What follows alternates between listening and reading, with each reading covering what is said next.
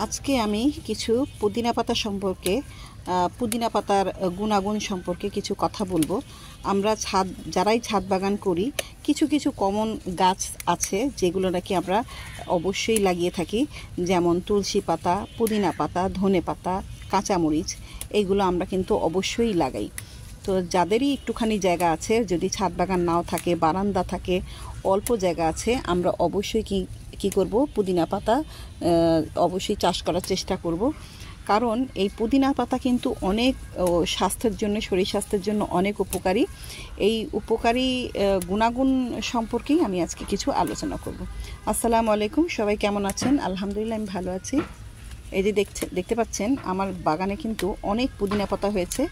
সারা মাস, রোজার সারা মাস আমি কিন্তু পুদিনা পাতা আমার বাগান থেকেই চাহিদা পূরণ করেছি।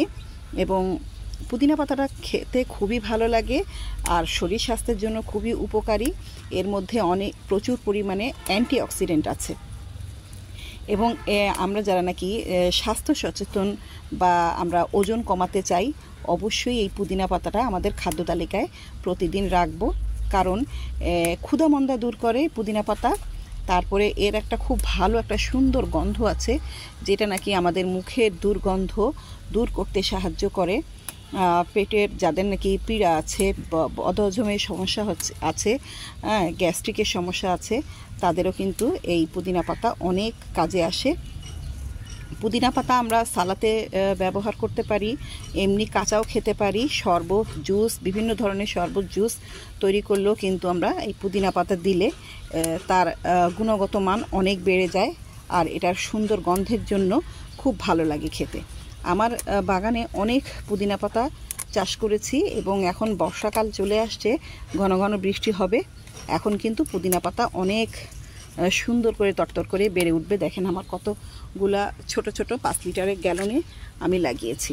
তা আমি কি করি, প্রতিদিনই কিন্তু এই পুদিনা পাতা তুলি এবং কাঁচা খাই, শরবত করে খাই, তারপরে হচ্ছে সালাতের সাথে দিয়ে খাই।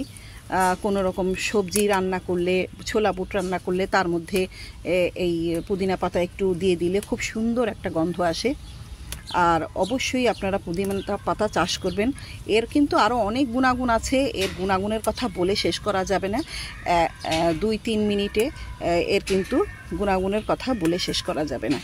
তো যতটুকু পারছি বলছি।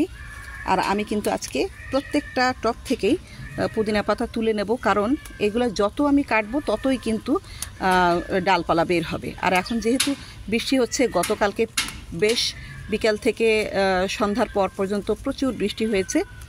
বৃষ্টির মধ্যে বেশ ভালো পুদিনা পাতা তরতর করে বেড়ে ওঠে। তো ভিডিওটা ভালো লাগলে অবশ্যই লাইক কমেন্টের পাশাপাশি একটা শেয়ার দেবেন। ভালো থাকবেন সবাই। এই যে দেখেন আমি কতটা পুদিনা পাতা সংগ্রহ করে নিলাম, একদম এক থাল কিন্তু পুদিনা পাতা হয়ে গেছে, অনেকটা পুদিনা পাতা হয়েছে মাশাআল্লাহ। তো অবশ্যই সবাই ভালো থাকবেন এবং পুদিনা পাতা লাগানোর চেষ্টা করবেন। আজকে এই পর্যন্তই, আল্লাহ হাফেজ।